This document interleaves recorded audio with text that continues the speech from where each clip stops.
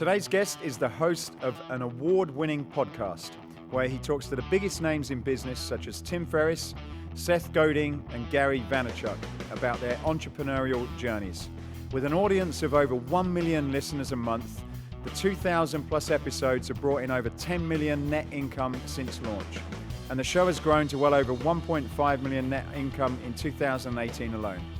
Inspiring millions across all media platforms, meet author, podcaster and host of Entrepreneurs on Fire, John Lee Dumas. Welcome to the Escape Your Limits podcast.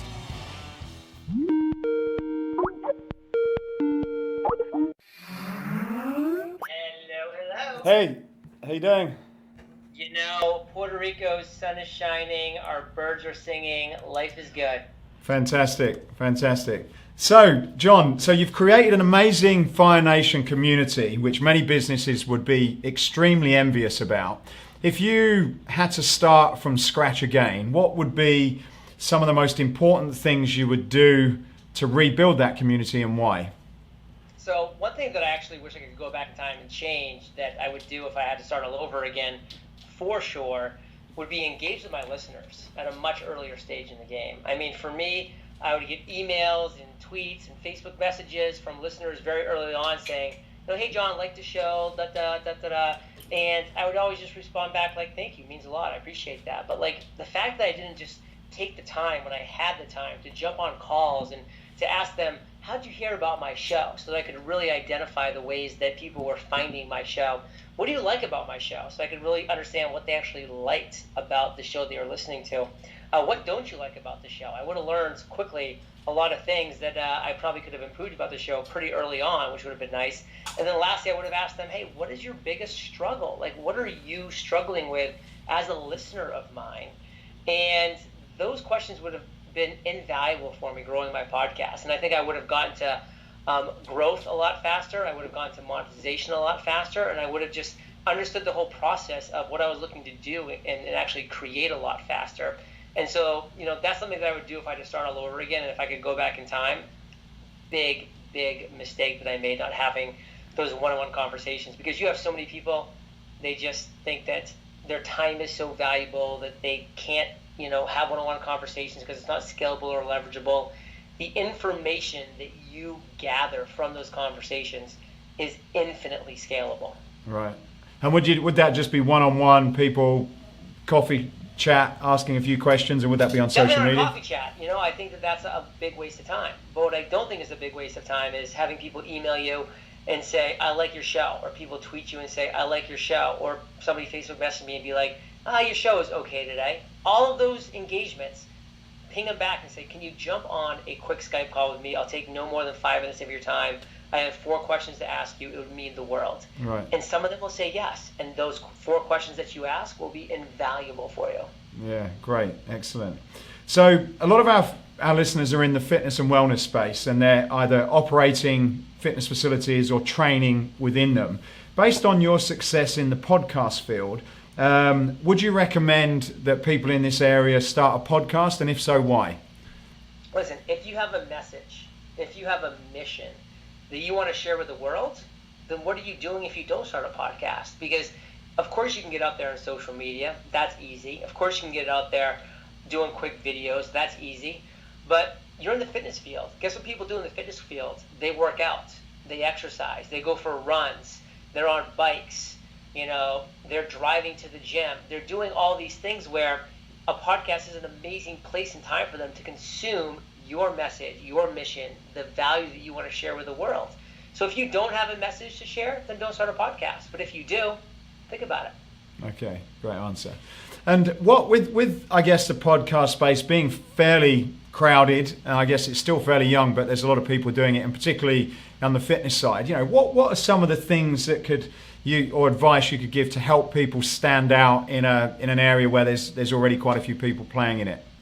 You've got to niche down. Like your podcast can't be, this is my fitness podcast, this is going to get you fitter. Like that's a very vague, broad, not focused topic. How about, the keto, fat, podcast? Like you have a podcast on a specific niche. Like maybe there's an area that you just love, that you're passionate about. Maybe it's intermittent fasting, maybe it's detoxes, maybe it's functional medicine.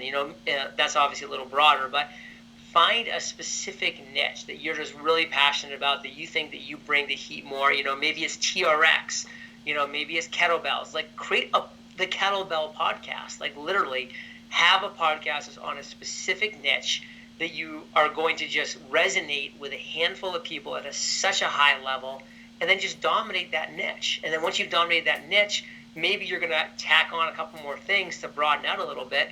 But until you've got some kind of momentum, some kind of audience, you've got to stay niche, and you've got to focus on that very specific value that you're bringing to a very specific set of people. Right. And do you think some of them, from your experience, do you think some of the mistakes that people make is they try and go too broad and try and sort of say, look, everybody who's interested in fitness is our market? Is that something when I you say see? to you, like, who's your avatar? Who's your perfect listener? Well, anybody that is into health and wellness. Okay, you're trying to resonate with everybody. That means you're going to resonate with nobody. You're going to be another voice screaming into the winds. That is a busy, crowded, red ocean, saturated market. So don't go there and lose. Figure out a way to win. And a way to win is to niche down again, niche till it hurts. Find that just amazing topic that you can just dominate, and then dominate it. Excellent. So what are some of your top tips for growing your audience when you're starting from scratch and you have no listeners at all? I'm a big believer in this quote. Part of the reason is because it's my quote. Don't focus on getting bigger.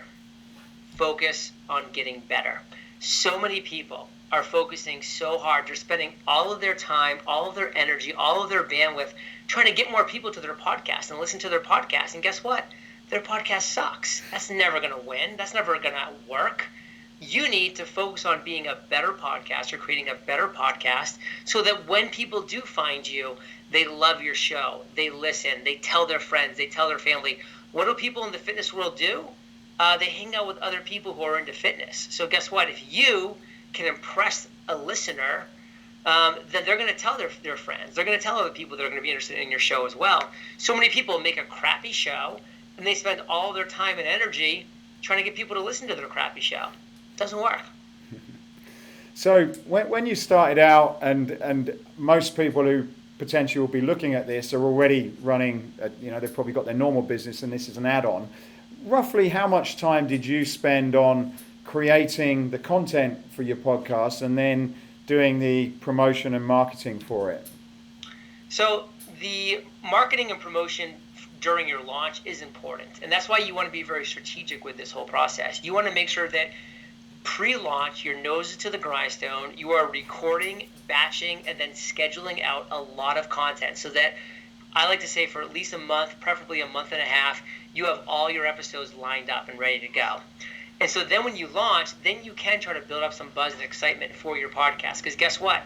You pre-launch have just focused on the content. So you've actually created good content. You spent the time, the energy, and the effort to create good content. And then guess what? When you launch it, now you can work hard to get people there, listen to your good content that you've already created, and then after a couple weeks of that, now it's time to go back and do, how can I keep making this podcast better? What do I need to do to produce the next month and a half's worth of content? How can I improve upon that? Yeah, and what's sort of, in terms of hours in a week then, what would you say would be typical for if you were doing it about, doing one launch a week, what would you say in terms of hours? So if you're releasing one episode per week, I'm a big believer, and I actually have a whole training on this in my course, Podcaster's Paradise, which is 1 day a month. In fact, within that 1 day a month, you just need 6 hours of dedicated time. You can create 4 podcast episodes in those 6 hours, and you have a weekly podcast. And so if you can just commit to 1 day a month, maybe it's, the first Sunday of every month from 10 a.m. until 4 p.m., you're committing that time block to creating 4 episodes, you're good to go. 1 day a month. Okay, great. So how long did it take you before your podcast started to get high enough where you're able to get a decent return and you felt it was actually touching anybody? Was it like a few weeks, few months? How long was that? It was about 4 months before I really felt like I was kind of reaching a level of impact and of listenership that I wanted to be at. And, it's just continued from that point to be a very slow and very steady growth. Very slow, very steady. And that's, in my opinion, the right way to grow. Focus on the content, make it better, have people listen, have subscribers stay, have subscribers tell their friends about it, grow slow and steady. But it took about 4 months before I got to the point where I was like, okay, this is a good sized audience. Let's grow from here. Yeah. And now I see this year you're up to about 800,000 in revenue. Is that correct?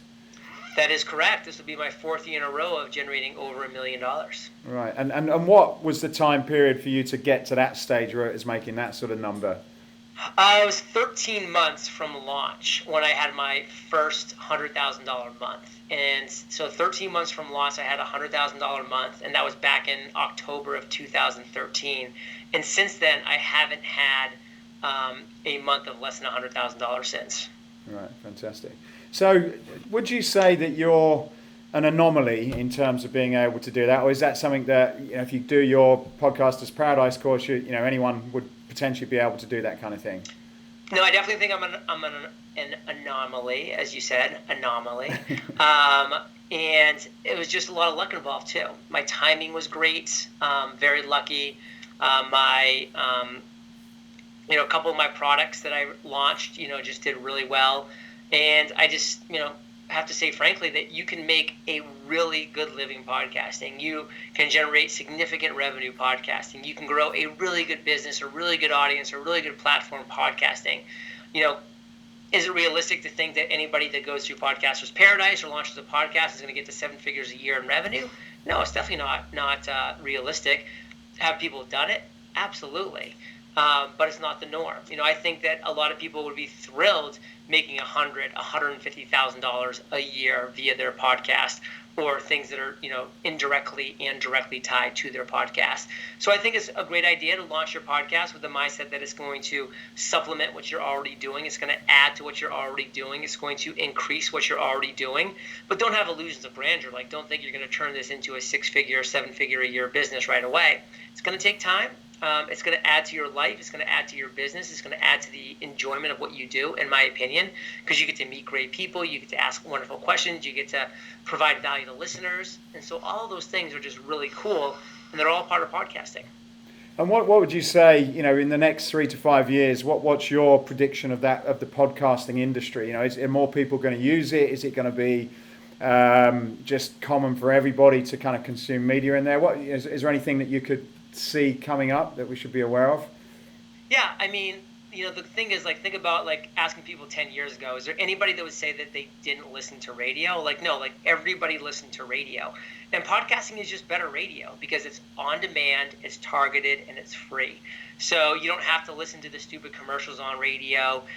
You don't have to listen to somebody talking about something you don't care about on radio. You can choose the podcast you want to listen to, which is going back to the niche podcast. I love when you have that niche podcast because that means your people are choosing to listen to exactly the content that you are creating. And that's exciting and that's fun. And so I believe that podcasting is going to continue to grow. It's never going to be like the thing that takes over the world. Podcasting holds a special place, just like radio did. People didn't sit around at night listening to the radio 10, 20 years ago. They did 100 years ago before television, but people are not going to sit around at night and listen to podcasts. Podcast is going to own that special spot when you're commuting to work, when you're exercising at the gym, when you're walking the dog, folding your laundry, when you're doing things that you can't sit there and watch a movie or a show or a sunset or whatever it might be. So podcasting is always going to hold a small but special place in a lot of people's lives. And I believe that as more people hear about podcasts, they're going to continue to exchange their radio time for podcasting time. And that's just going to grow and grow and grow the audience. But again, there's just going to be that podcasting has its special place. That's where it's going to be. And that's how it's going to remain going forward. Where can we find more information about you, John? All the magic Matthew happens at eofire.com. I have some free courses there for entrepreneurs in all different ways, shapes, and forms. And, of course, my podcast is Entrepreneurs on Fire. I actually do interview a lot of fitness and health professionals because it's a huge passion of mine. So you can get a lot of great podcasts, with some great health and wellness and fitness professionals over at my podcast as well, Entrepreneurs on Fire. So I'd love for anybody that's listening to check that show out. And as always, I love your feedback. And thanks for taking some time to hang out with me today. Thank you, John. Take care. All Appreciate right. your Take time. care, brother. Hey, I hope you enjoyed this podcast. If you did, then please go over to iTunes and subscribe to the Escape Your Limits podcast. Leave a review, leave a comment. It really would help us a lot to continue to keep these going.